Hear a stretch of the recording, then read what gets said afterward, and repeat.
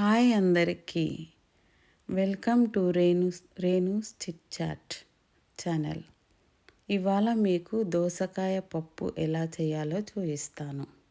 ముందు ఒక కప్పు పప్పు తీసుకొని 3 విజిల్లు వచ్చే వరకు ఉడకపెట్టుకోండి. తర్వాత మూత తీసి ఉడికిందా లేదా చూసుకోండి. ఒక ప్యాన్ పెట్టుకోండి. ప్యాన్ పెట్టిన తర్వాత ఒక 2 స్పూన్స్ ఆయిల్ని పోయండి. ఆయిల్ కాగనివ్వండి. అంతలో నా ఛానల్కి మీరు లైక్ చేయండి, సబ్స్క్రైబ్ చేసుకోండి, జీలకర్ర వేయండి. జీలకర్ర వేసిన తర్వాత పోపు గింజలను వేసుకోవాలి. చిన్న స్పూను. మీరు నా ఛానల్కి లైక్ చేయండి, సబ్స్క్రైబ్ చేయండి, షేర్ చేయండి, గంట సింబల్ మీద నొక్కండి.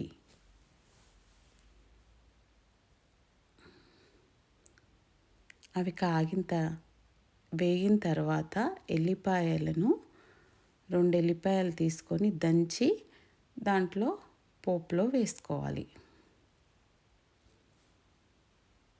పోపులో కొద్దిగా వేగిన తర్వాత 2 కరివేపాకు ఆకులను తీసుకొని దాంట్లో వేయండి. మీకు దోసకాయ పప్పు చాలా టేస్టీగా ఉంటుంది నేను చెప్పిన విధంగా చేసుకుంటే.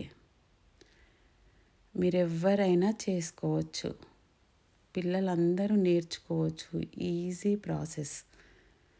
ఇలా చేసుకుంటే టేస్ట్ చాలా బాగుంటుంది పప్పు. మీరు కరివేపాకును వేసుకోండి.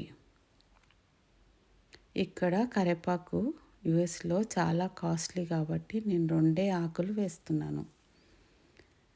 పచ్చిమిర్చి ఒక 4-5 వేసుకోండి. మొత్తం పప్పులోకి కారం అదే సరిపోతుంది. ఇక్కడ మిర్చి చాలా కారం ఉంటుంది.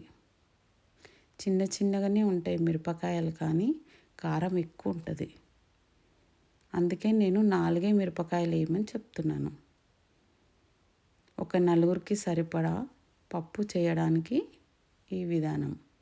మనము దోసకాయల్ని కోసుకున్నాం కదా, ఒక దోసకాయ కోసుకొని ఆ ముక్కల్ని ప్యాన్లో వేసాను. మంచి ఫ్రై చేయండి. మీడియం ఫ్లేమ్ మీద పెట్టండి, ఎందుకంటే మీకు దోసకాయ ముక్కలు మంచిగా ఉడకాలి. ఈ విధంగా చేసుకుంటే మీకు దోసకాయ పప్పు చాలా బాగుంటుంది. ఇంత ఈజీ ఆ పప్పు చేయడం అని అనుకుంటారు. పసుపు వేసుకోండి, చిన్న స్పూను, కలుపుకోండి.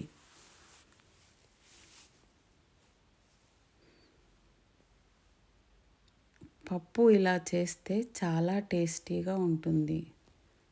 మీకు 2 డేస్ అయినా కానీ ఖరాబ్ కాదు. కొద్దిసేపు మూత పెట్టి తీసిన తర్వాత కొద్దిగంత సాల్ట్, అంటే ఒక చిన్న స్పూను సాల్ట్ వేసుకోండి. సాల్ట్ వేసుకొని మళ్ళీ కలపండి. మీకు పప్పులో దోసకాయలు వేస్తే మెత్తగా అయిపోయి తినబుద్ధి కాదు. అది ఏ పప్పు అనేది తెలీదు. అందుకోసమని ఈ విధంగా చేసుకుంటే మనకు దోసకాయ పప్పు తిన్నట్టుగా ఉంటుంది. మీరు ఇలా చేసి చూసి నాకు మీరు కామెంట్ పెట్టండి, ఎలా ఉంది ఈ దోసకాయ పప్పు అని. నార్మల్గా పప్పు అందరూ చేస్తారు, కానీ ఈ విధంగా చేసుకుంటే చాలా టేస్ట్గా ఉంటుంది. 2 డేస్ అయినా కానీ పప్పు అస్సలు ఖరాబే కాదు. మీరు ఫ్రిడ్జ్లో కూడా పెట్టాల్సిన అవసరం లేదు. మీరు పప్పు ఉడకబెట్టుకొని పెట్టుకున్నారు కదా, ఆ పప్పును ఈ ప్యాన్లో కొంచెము స్పూన్ తోటి నునిపి వేసేయండి.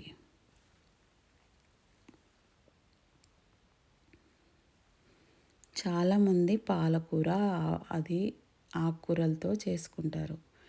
ఇలా దోసకాయతో చేస్తే కూడా చాలా టేస్టీగా ఉంటుంది. మీరందరూ ట్రై చేయాలి కంపల్సరీగా. చేసి టేస్ట్ ఎలా ఉందో నాకు చెప్పండి.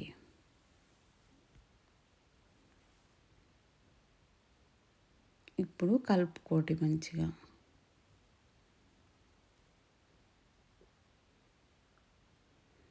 మొత్తం ఆ పోపు దోసకాయలు అంతా నీట్గా కలుపుకోవాలి.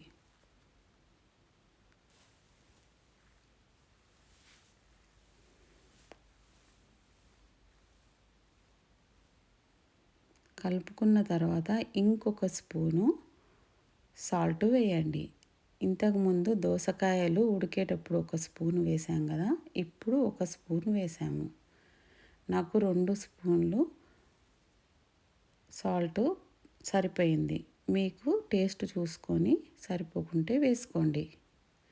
ఇప్పుడు ఈ పప్పు 1 కప్పు పప్పు నలుగురికి వస్తుంది. దోసకాయ ఇక్కడ పుల్లగా లేదు, అందుకోసమని ఒక 4, 5 చుక్కలు నిమ్మకాయను పిండినాను. మీరు కూడా ఇక్కడ చేసుకునే వాళ్ళు మాత్రము ఒక 4, 5 చుక్కలు నిమ్మకాయ పిండుకోండి. చాలా టేస్ట్గా ఉంటుంది. కొత్తిమీర చల్లుకోండి ఒక పిడికెడు. టేస్టీ దోసకాయ పప్పు మీకు రెడీ అయిపోతుంది. 1 నిమిషము మీరు మళ్ళీ మూత పెట్టండి. మూత పెట్టిన తర్వాత మీరు పప్పు చూసుకుంటే చాలా టేస్టీ ఉంటుంది. మీరు టేస్ట్ చేయండి. ఇలాంటి పప్పు మీరు ఎప్పుడూ తినకుండొచ్చు. మీరు ఇప్పుడు తిని చూసి చెప్పండి.